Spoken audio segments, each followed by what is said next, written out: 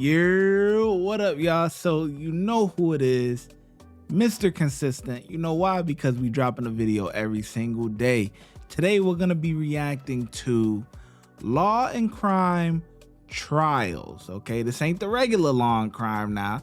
This is the trials, okay, where they cover trials. But anyways, the video is Wade Wilson, his sentencing. So if you guys don't know about Wade Wilson, he pretty much unalived two women.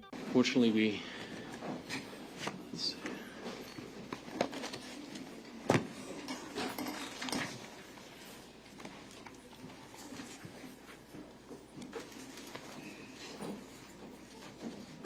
all right, let the record reflect that State's President, Defense Counsel, and the defendant are all present. We're here for sentencing. Was there anything else that the court needed to address prior to sentencing? No. No, guys. All right. So I have considered all of the testimony and evidence, arguments of counsel, applicable case law, and statutes. I have prepared a written sentencing order, which I will file contemporaneously with the pronouncement of the sentence here today. I also have copies for the state and defense, which I'll hand out once I conclude. So in the state of Florida versus Wade Stephen Wilson, case number 19 CF 568,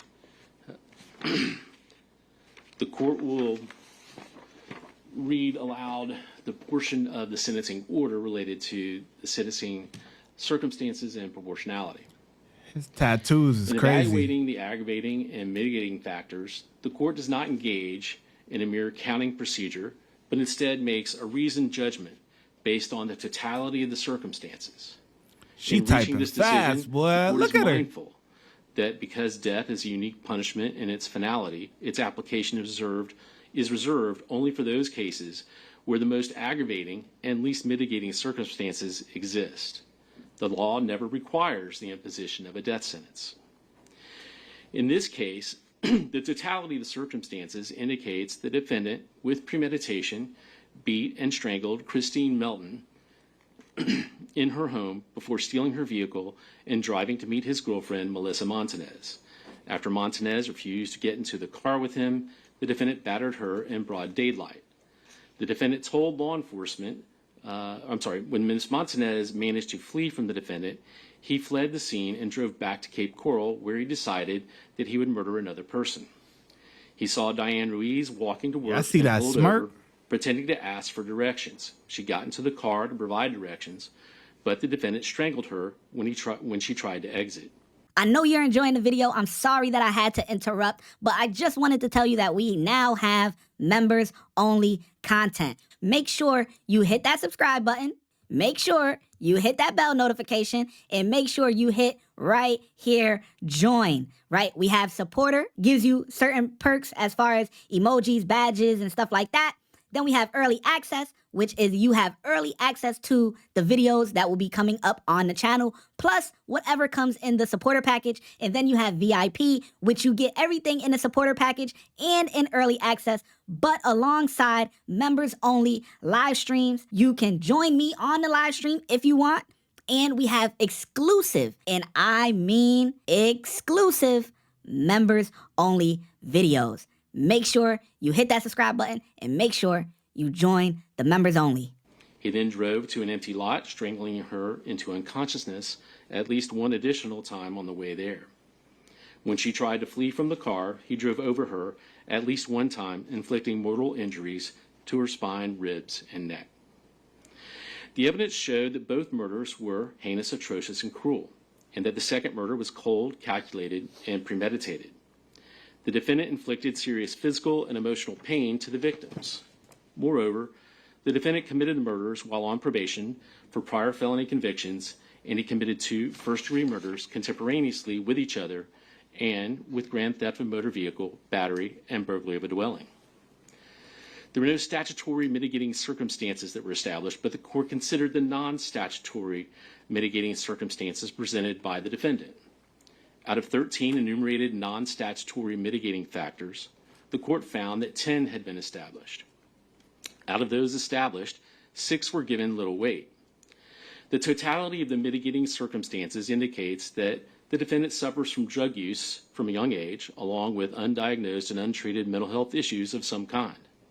He felt abandoned by his biological parents, but had a devoted adoptive family who raised him in a supportive and loving environment. Defendant did not resist law enforcement when arrested and confessed fully to both murders. The court has further considered giving great weight to the advisory verdict of the jury, who recommended that the death penalty be imposed by a vote of 9-3 on count 1 for the murder of Kristine Melton and a vote of 10-2 on count 4 for the murder of Diane Ruiz. The court recognizes that there is no mathematical formula for considering the aggravating and mitigating factors. It is not enough to weigh the number of aggravators against the number of mitigators. The court carefully considered the nature and quality of each aggravator and mitigator. Having reviewed all of the aggravating factors proven beyond a reasonable doubt and all of the mitigating circumstances reasonably established by the evidence, the court finds that the aggravating factors greatly outweigh mitigating circumstances. Given the facts of the case, nothing in defendant's background or mental state would suggest that a death sentence is inappropriate. This court's review of other reported capital cases has led the court to conclude that the death penalty is not disproportionate in this case. Under the totality of the circumstances and evidence, the court finds no basis to override the jury's verdict. The totality of the circumstances warrants that the defendant, Wade Stephen Wilson, be sentenced to death for each count of first-degree murder. Accordingly, it is ordered and adjudged that the defendant, Wade Stephen Wilson, be sentenced as follows. Count 1, first-degree murder of Kristine Melton. The defendant is hereby sentenced to death. Count 2, grand theft of a motor vehicle. The defendant is sentenced to 5 years imprisonment in the Florida Department of Corrections. Count 3, battery. The defendant is hereby sentenced to 364 days in the Lee County Jail. Count 4, first-degree murder of Diane Ruiz. The defendant is hereby sentenced to death. Count 5, the burglary of a dwelling. The defendant is hereby sentenced to 15 years imprisonment in the Florida Department of Corrections. Count 6, petty theft. The defendant is hereby sentenced to 364 days in the Lee County Jail. The defendant is given credit for all time served on this case on all counts. All counts are to run concurrent with each other, meaning at the same time. All statutorily mandated fines, fees, and costs as announced on the record are imposed, and the defendant is committed to the custody of the Department of Corrections for execution of this sentence as provided by law. The defendant is hereby notified that these convictions and sentences are subject to automatic review by the Florida Supreme Court.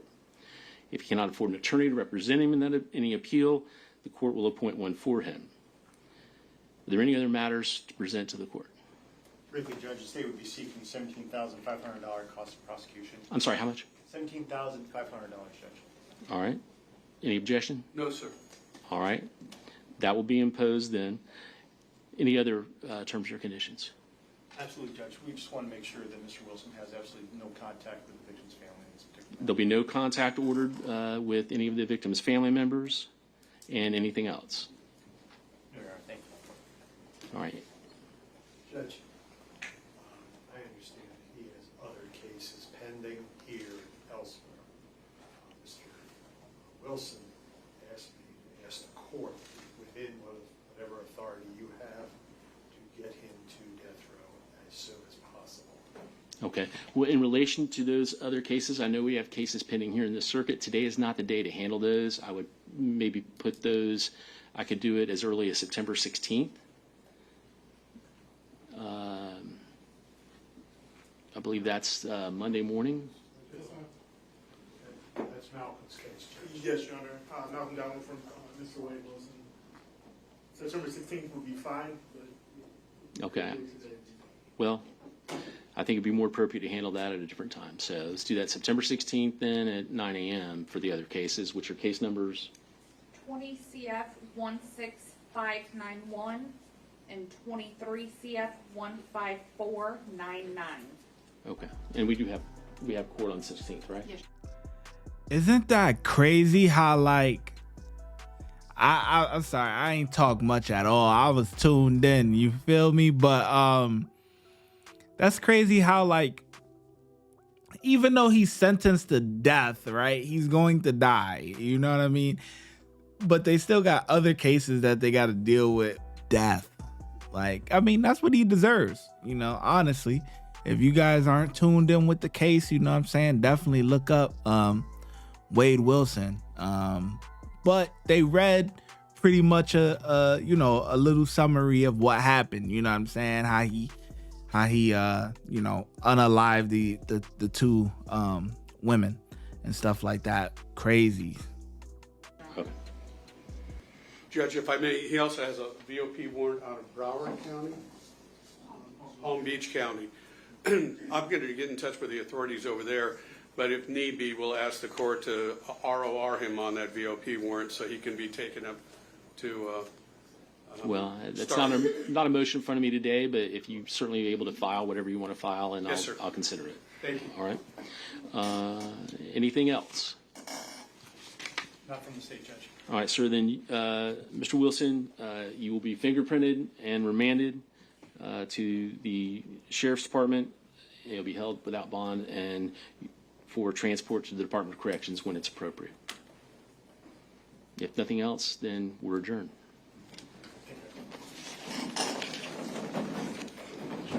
And I'll give you your copies. This is the original. Mr. Shirley or Mr. Hollander? Well, one for the state, one for the defense. Thank you. Thank you so much.